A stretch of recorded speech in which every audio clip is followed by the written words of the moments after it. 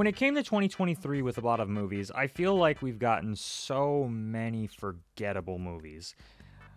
There are so many movies that I was thinking back on when I was choosing my favorite things that came out in 2023, and I just couldn't remember a lot of what came out, especially closer to the beginning of the year. Not a lot went down as highly memorable. And sadly, I think that this applies the most to Wonka. Wonka serves as a prequel to the original Willy Wonka and the Chocolate Factory movie with Gene Wilder.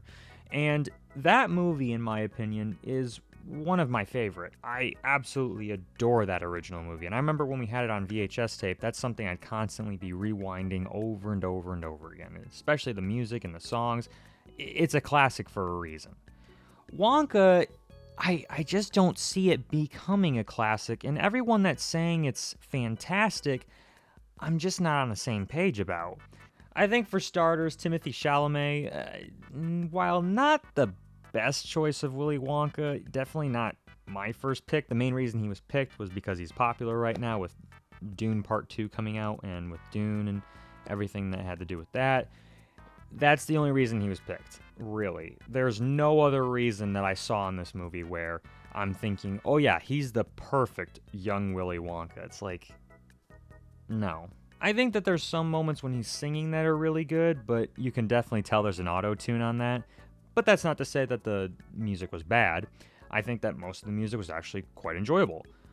I think that where this movie goes wrong is in the way Willy Wonka is portrayed as well as its main story. This is meant to be a prequel to Willy Wonka and the Chocolate Factory, yet it doesn't act like it. Gene Wilder played that part like an absolute lunatic, where you never really were expecting where it would go next with his character. And with the Timothée Chalamet character, it's quite the opposite of that. It's exactly what you expect.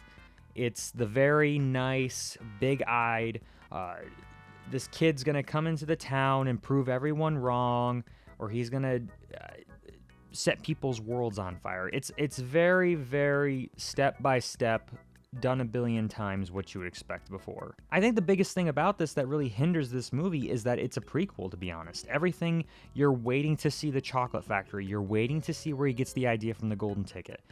Like I said, I'm glad they didn't explain everything about this, but those are the kind of things that you're expecting in a prequel, I guess. I don't know. Like I said, most of this movie was pretty forgetful if I had to be very critical. Did I enjoy myself?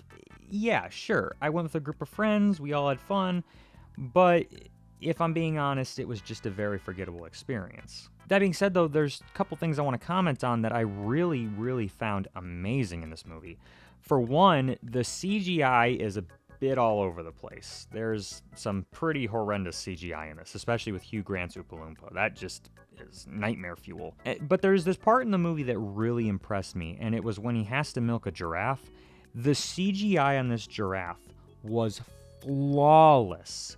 I can't believe that wasn't an actual like animatronic for some of the close-ups or for some of the faraway takes, like they used like a cardboard cutout or something like that. It looked so incredibly real, like Lion King like quality. It was amazing. So great job on doing a CGI giraffe, I guess.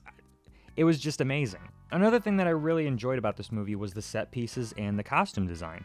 That's something I usually never really highlight, but I fairly enjoyed that for the most part here. The camera work was pretty nice. I would say overall it was good. Like I said, it wasn't a waste of time, but it's definitely not something where everyone here is saying, oh my gosh, you have to go out and see this. I would say wait for HBO Max at the most.